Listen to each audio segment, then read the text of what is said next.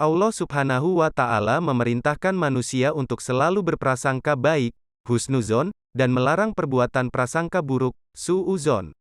Karena prasangka buruk bisa mengakibatkan seseorang memiliki karakter merasa paling benar dan merendahkan orang lain. Manusia seringkali terkecoh dengan wajah atau tampilan seseorang. Mereka yang berwajah atau berpenampilan tak sedap dipandang seringkali dinilai rendah, padahal dalam pandangan Allah Subhanahu wa Ta'ala bisa jadi memiliki derajat yang mulia. Dari Abu Hurairah, ia berkata bahwa Rasulullah Shallallahu Alaihi Wasallam bersabda, "Sesungguhnya Allah tidak melihat pada bentuk rupa dan harta kalian. Akan tetapi, Allah hanyalah melihat pada hati dan amalan kalian."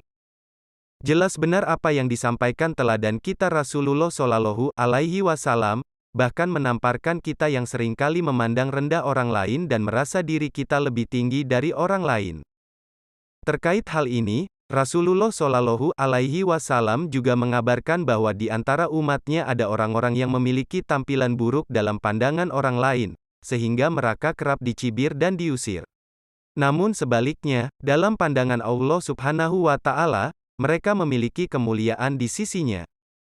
Dari Abu Hurairah, Nabi Shallallahu Alaihi Wasallam bersabda, "Berapa banyak orang yang rambutnya kusut dan tertolak di pintu-pintu manusia, namun sekiranya ia bersumpah atas nama Allah niscaya Allah pun mengabulkannya." Hadis riwayat Muslim. Dalam syarahnya pada bab Fadl al-Du'afa petik terbalik wa al-Hamilin, keutamaan kalangan duafa dan tersembunyi, Imam Al-Nawawi menjelaskan hadits itu sebagai berikut. Maknanya, sekiranya orang itu bersumpah untuk terjadinya sesuatu maka Allah pun merealisasikannya, sebagai bentuk pemuliaan terhadap orang tersebut dengan mengabulkan permintaannya dan juga untuk menjaganya agar tidak menyelisihi sumpahnya. Hal tersebut karena tingginya kedudukan orang itu di sisi Allah, meskipun ia hina dalam pandangan manusia. Dijelaskan pula bahwa makna sumpah di sini maksudnya adalah doa. Syarh Sahih Muslim. Orang-orang yang dimaksud dalam hadits di atas adalah para wali Allah dari kalangan duafa, tersembunyi dan jauh dari popularitas, sebagaimana dijelaskan oleh Al-Munawi, dalam Faid Al-Qadir. Pengabulan doa mereka diperlukan oleh masyarakat, khususnya pada saat terjadi musibah dan bencana, sebagaimana sebagian kisah yang terjadi di era salaf. Seorang tokoh generasi tabi'in Muhammad bin Al-Munkadir, bertutur, "Ada sebuah tiang di Masjid Nabawi yang biasanya saya pakai untuk menghadapnya di dalam salat dan juga untuk duduk bersandar. Ketika itu penduduk Madinah sedang dilanda kemarau panjang. Mereka sudah keluar melakukan salat istisqa petik terbalik. Namun hujan belum juga turun. Pada suatu malam, saya beristirahat sambil bersandar pada tiang tersebut seusai mengerjakan salat Isya di Masjid Nabawi. Tiba-tiba datanglah seorang lelaki berkulit hitam yang mengenakan jubah dan syal di lehernya. Ia maju menghadap tiang di bagian depan, sementara saya tersembunyi di balik tiang di belakangnya. Orang itu selanjutnya mengerjakan salat 2 rakaat, kemudian ia duduk dan berdoa.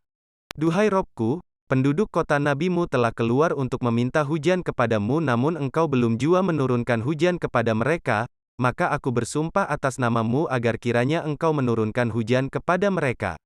Saya pun bergumam, orang ini gila. Namun, belum sampai ia menurunkan tangannya, tiba-tiba terdengarlah suara halilintar, kemudian diikuti dengan turunnya air hujan dari langit. Ketika mendengar suara hujan, ia pun memuji Allah dengan berbagai pujian yang belum pernah saya dengar.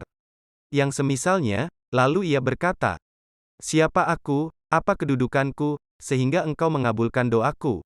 Namun aku berlindung kepadamu dengan memujimu dan aku berlindung kepadamu dengan karuniamu." Lelaki itu kemudian mengerjakan salat, hingga menjelang waktu subuh. Maka ia pun mengerjakan salat witir.